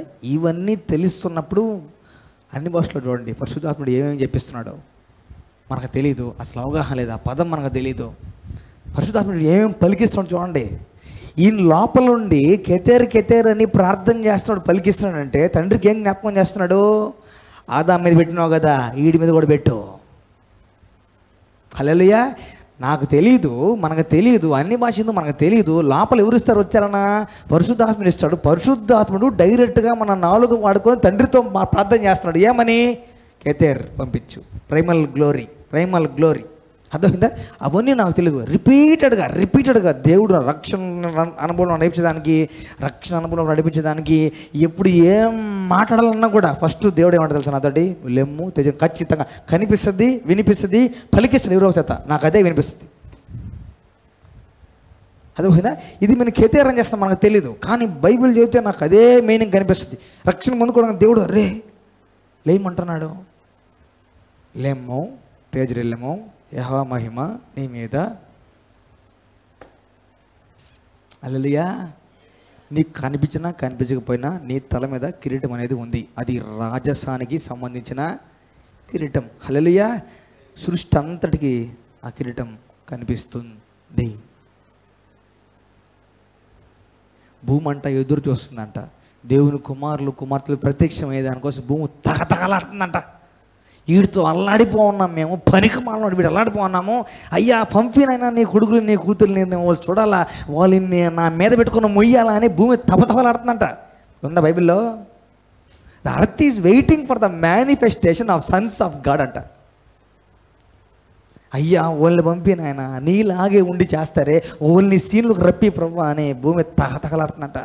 పనికి మాలను నడుతూ కొన్ని లక్షల సంవత్సరాలు విసిగిపోఉంది. ఏది? హల్లెలూయా. భూమికి తెలుసు నువ్వు నడుస్తుంటే నువ్వు దేవుని బిడ్డవని. భూమికి తెలుసు. ఎవరు తెలుసు? భూమికి తెలుసు. నువ్వు నడుస్తుంటే ఓ దిస్ ఈజ్ ద పర్సన్ అని భూమికి స్పష్టంగా తెలుసు. చెట్టుకు తెలుసు, పుట్టకు తెలుసు, రాయికి తెలుసు, రప్పకు తెలుసు నువ్వు ఎవరని. సాతానికి అంతకంటే బాగా తెలుసు. తెలియదల్లా ఎవరికంటే మనకే. మట్టి పురుగును ప్రభువా నేను, పేడ పురుగును ప్రభువా నేను. అది వస్తుందా? అది భూమికి ఏం తెలుసు, చెట్లకి ఏం తెలుసు, పర్వతాలకి ఏం తెలుసు, దేవుడికి ఏం తెలుసు, సాతానికి ఏం తెలుసు, జరిగిందంతా తెలుసు. మనం ఏమనుకుంటాం ఇంకా పురుగు వంటి. No no no no no no no no no. దేవుడు తిరిగి ఆ స్థానాన్ని మనకి దయచేశాడు. All because Jesus shed his blood for us. మహిమనంతా యేసు ప్రభు వదిలిపెట్టి రిక్తుడిగా దీనుడిగా ఎందుకు భూలోకానికి వచ్చాడంటే, మహిమనంతా వదిలిపెట్టి ఎందుకు వచ్చాడంటే, లిటరల్గా మనం ఏ స్థానంలో ఉన్నామో ఆ స్థానానికి వచ్చి ఆ స్థానంలో ఉండి ఆ స్థానంలో మనకు బదులుగా చేయాల్సిందల్లా చేసి తిరిగి మళ్ళీ ఆయనకి ఏ మహిమ అయితే ఉందో దాంట్లో మనందరినీ నీకు కూడా భాగం ఉంది, నీకు కూడా భాగం ఉంది, నీకు కూడా భాగం ఉంది, నీకు కూడా భాగం ఉందని లాగేసుకున్నాడు. అందుకే మనం ఆయన గ్లోరీ షేర్ చేసుకున్న దానికి క్రీస్తుతో కూడా వారసులం అయినాం. హల్లెలూయా. God wants to share his glory with his children. అందుకు దేవుడు కృపని ఘనతని మహిమని ఇస్తాను అని చెప్పింది. ఎందుకు? Because the lord gives grace and లెమో తెజిలెమో యెహోవా నీ మీద ఉదయించిన కాబట్టి ఇంకొస్తారు. అందరూ వెలుగు దగ్గరకు వస్తారు. వేస్తారు, వెలుగు దగ్గరకు వస్తారు. సముద్ర వ్యాపారం అట్టబోయే పడవలు ఇట్ట తిరగాల్సిందంతే. హల్లెలూయా. పాపాత్మల ఆస్తి ఇట్టు తిరగాల్సిందంతే. నువ్వు అయస్కాంతం అంతే. నీ మీద ఉండేది ఇంకా అయస్కాంతం. మహిమ అంటే ఏంది? దేవుడికి సంబంధించింది. ఇంకా మొత్తం దానికే లోపడాలి. అదొకదా? ఆ కిరీటికి మొక్కాలి, ఆ కిరీటికి సలాం కొట్టాలి. అదొకదా? ఇప్పుడు నీ మీదకి మహిమ వచ్చిన తర్వాతకి మొత్తం అంతా తెలుసు. సముద్రంగా తెలుసు, సముద్ర వ్యాపారం తెలుసు, ఆస్తికి తెలుసు, అందరికి తెలుసు అనమాట. ఓ వీళ్ళు అసలు ఆస్తికర్తలు వీళ్ళు. భూమి ఎవరిది? వెండి ఎవరిది? బంగారు ఎవరిది? ఆయనది. ఆయన తాలూకు ఎవరున్నారు భూమి మీద అంటే మనం వాళ్ళ చేతుల్లోకి వెళ్ళాలి. ఆయన డబ్బంతా మాట్లాడుకుంటుంది, బంగారం అంతా మాట్లాడుకుంటుంది. హల్లెలూయా. ఈ సెన్స్తో బతకాలి మనం. అప్పుడు డిప్రెషన్ అన్నీ పోతాయి. దేవుని మహిమ నా మీద రాజులు వస్తారు. హల్లెలూయా. హల్లెలూయా. రాజులు చెంటిపాలు దేవుడు మనకి ఇస్తాడు. అన్ని వచ్చి మన మందల్ని మేపతారు. ప్రైమల్ గ్లోరీ దేవుడు నీకు నాకు ఇచ్చేదానికి ఫస్ట్లో ఇచ్చాడు. ఆదాం మీద పెట్టాడు. ఆదాం దాన్ని పోంగొట్టుకున్నాడు. తిరిగి మళ్ళీ మనం ఆదాం భూమి మీద ఎట్లయితే దేవుడు పెట్టాడో తిరిగి అదే పూర్వ వైభవం మనకు రావడానికి యేసు ప్రభు చేయాల్సింది మొత్తం చేసింది ఎవరంటే యేసయ్య. అందుకే అన్నాడు, నమ్మితే నమ్మితే నమ్మితే ఏం చూస్తాం? దేవుని. ఏ సందర్భంలో చెప్పాడు అది? ఏ సందర్భంలో చెప్పాడు? లాజరు చచ్చిపోయి సమాధిలో పెట్టబడి ఉండగా, చనిపోయిన స్థితిలో, ఇంకా ఏమీ చేయలేని స్థితిలో లాజరు పెట్టబడి ఉండగా సమాధి బయట నిలబడుకొని యేసయ్య మాట్లాడిన మాట, నమ్మితే మహిమ మీద లేకపోవడం దాన్ని బట్టి ఏమేమైతే కోల్పోయామో, ఏమైతే నష్టపోయామో, దేవుడికి దగ్గరగా లేని దాన్ని బట్టి ఏమేమైతే మొత్తం పోగొట్టుకున్నామో, తిరిగి ఒక్కసారి కిరీటం వచ్చిందంటే ఆ కిరీటం అయస్కాంతం అన్నట్లు. ఆ కిరీటమే అయస్కాంతం అనమాట. అర్థమైందా? మొత్తం సిగ్నల్ పంపిస్తుంది భూమి అంతటికి, ఇంకొక కొడుకు తయారైనాడు, మొత్తం రా, ఏమేమి పోగొట్టుకున్నాడో, ఏమేమి నష్టపోయాడో మొత్తం మళ్ళీ దగ్గరికి రావాలి అని మొత్తం నీ మీద ఉండే కిరీటం మహిమ మాట్లాడేస్తుంది. హల్లెలూయా, హల్లెలూయా. మీరు ఎవరు తెలుసా? ఇప్పుడు రా కుమార్తెలు. హల్లెలూయా. ఈ పక్క ఎవరు తెలుసా? రా అందుకే దేవుడు రమ్మని పిలిచేదానికి పెట్టుకున్నాను నా పేరు, రమ్మని చెప్పేదానికి. రా కుమార్తె, రా కుమారుడా అని దేవుడు పిలుపు అన్నట్లు. అదే దేవుడు ఎవరిని రా అని పిలుస్తాడో వాళ్ళు రా కుమారులు అవుతారు, రా కూతుర్లు అవుతారు. రాజు కూతుర్లు, రాజు కుమారులు. హల్లెలూయా. ఇప్పుడు చెప్పండి, అన్నీ వస్తూ ఉన్నాయి, నేను ఎత్తుక్కుంటా, నీ అడ్రస్ వస్తూ ఉన్నాయి. హల్లెలూయా. నీకు రావాల్సిన ఉంగరాలు, నీకు రావాల్సిన ఆస్తిపాస్తులు, నీకు రావాల్సిన నవ్వు, నీకు రావాల్సిన సంతోషం, నీకు రావాల్సిన సమాధానం, నీకు రావాల్సిన భూమి, నీకు రావాల్సిన తులం, నీకు రావాల్సిన బండ్లు, నీకు రావాల్సిన వస్తువులు అన్నీ కూడా లైన్ కట్టుకొని వస్తూ ఉన్నాయి. ఎందుకని? మహిమ ఉదయించేసింది మీద. అదొద్దా? ఎత్తి మీద కనిపిస్తుంది క్లియర్గా, రాసి పెట్టేస్తుంది తల మీద. ఏమని రాసి పెట్టేస్తుంది? దేవుడు రాసి పెట్టడం మన తల మీద. ఏమని? ఎంజాయ్ మై కొడక, ఎంజాయ్ అని. హల్లెలూయా. ఇంకా బతికితే ఇంకెవరి కోసం బతకాలి? బతికితే ఇంకేంటి వేరే ఆప్షన్లు ఉన్నాయా? అంతకంటే ధన్యమైన బతికే ఉన్నదా? లేదు. Hallelujah. I am a child of most high God, I am the son of most high God, I am daughter of most high God. తిండి తినేదానికి తిండి లేకపోయినా కూడా ఈ డైలాగ్ పడాలా? తిండి లేకపోయినా కూడా, గెంజి తాగుతున్నా కూడా ఇదే డైలాగ్ పడాలా? ఎందుకంటే ఆల్రెడీ మహిమ నెత్తి మీద ఉంది కాబట్టి. Hallelujah. I am the son of the most high God, I am the daughter of the most high God. For ever I am cleansed by the blood of Jesus, I am made righteous with God. Hallelujah, hallelujah. ఇంక ఊళ్ళో కొన్ని క్యాస్ట్లు గీస్ట్లు అన్నీ మనకి ఎందుకప్పా? ఏ caste అయితే ఏమైతే నెత్తి మీద మహిమ ఉదయించుండగా, ఏ caste అయితే పనికి మాలిన క్యాస్ట్లు, ఏ క్యాస్ట్ అయితే ఏమి అర్థమైందా? యూదులు లేదు, అది లేదు, ఇది లేదు, అంతే. దేవుని కుమారులు, దేవుని కుమార్తెలు, అంతే. నువ్వే గ్రేట్ దేవుని దృష్టిలో. అబ్రాహాం పక్కన కూర్చునేది ఎవరంటే ఒక పెద్ద క్యూ ఉంటుంది అనమాట. యూదులేమో ఆడుంటారు, మనమేమో పక్కన కూర్చుంటారు అనమాట. అబ్రాహాం సంతానం వీళ్ళ మేం కాదు అనుకుంటారు యూదులు అంటారు. లేదా మహిమ చూడరా, తల మీద కిరీటం చూడండి. చెప్తే పనికి మళ్ళీ వచ్చినప్పుడు చెప్తే నేను నమ్మంటే నమ్మలా. ఎవరిని? ఏసీ వచ్చినప్పుడు నమ్మంటే నమ్మలా. మనం నమ్మినాం. ఏసీ నా కోసం వచ్చినాడు, శిలువకారం నా కోసం జరిగింది, రక్తం నా కోసం కాచాడు, నా కోసం బాధపడాడు, నా కోసం లేచాడు, నా పాపాలన్నీ క్షమించాడు అంటే పోయి అబ్రాహాం పక్కన కూర్చుంటాం. హల్లెలూయా. వీళ్ళ తర్వాత లాస్ట్లో వస్తారు మళ్ళీ. శ్రమలు అయిపోయి, శ్రమల కాలం అంతా అయిపోయి, మళ్ళీ దేవుడు వాళ్ళ కోసం మళ్ళీ ఇంకో దగ్గరికి, ఎక్కడికి? ఒక పర్వతం మీదకి దిగి. ఏ పర్వతం మీదకి? ఇశ్రాయేల్ దేశంలో ఒక పర్వతం మీద దిగగలరు కదా. ఆ పర్వతం మీదకి దిగి అక్కడి నుంచి మళ్ళీ యుద్ధం చేసి సాతాన్ని తాత్కాలికంగా బంధించి, తర్వాత మళ్ళీ నేనేనయ్యా, ఎదుగో రాజుగా రావాలంటే, రాజుగా వస్తాడనుకుంటే ఎదుగో రాజుగా వచ్చినాను అని చెప్పి మొత్తం మళ్ళీ ఇశ్రాయేల్ బ్యాచ్ అందరం తీసుకొని మళ్ళా ప్యాకప్. హల్లెలూయా. అప్పుడు మళ్ళీ 1000 పరిపాలనలోకి సీన్లోకి దిగుతాం అనమాట. మన అందరం 1000 పరిపాలనలోకి సీన్లో దిగుతాం. ప్రసన్న ఏ ఏరియా అంటే ప్రసన్న కొవ్వూరు నియోజకవర్గం నీది. అర్థమైందా? ఏమో మనకు అమెరికా, ఆఫ్రికా లేడు. ఏ ఏరియాలో దేవుడికి నమ్మకంగా పనిచేసినామో, ఏ భూమి మీద ఏ ప్రాంతంలో ఉన్నామో ఆ ప్రాంతంలోకి మళ్ళీ 1000 ఏళ్ళు పరిపాలనలో యేసుక్రీస్తు ప్రభువు కింద సామంత రాణులుగా కూర్చోబెట్టి పరిపాలన చేపిస్తాడు దేవుడు. హల్లెలూయా. వాడిని పిలవండి. ఎవరిని? వాడిని. రా ఇట్రా, వచ్చినాడు రా కాళ్ళతో. ఎవరు?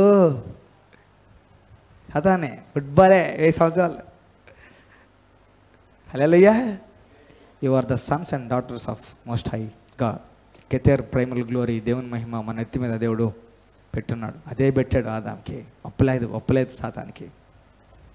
హల్లెలూయా. That is the story of glory.